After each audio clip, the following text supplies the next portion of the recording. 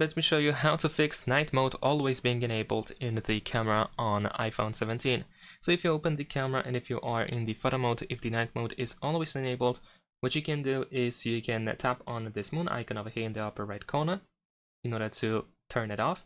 You can also tap on these 6 dots in the upper right corner and you should be able to find the night mode over there as well. For some reason I don't have it right now.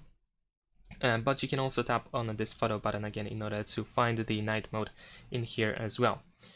And oh, there we go, because it was due to the macro mode being enabled. So over here we can tap on the night mode button in order to turn it off.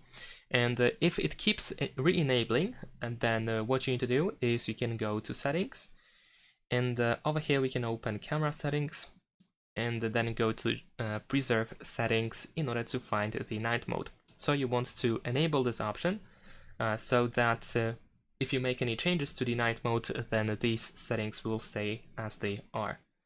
And that's pretty much it. Thanks for watching, leave a like and subscribe.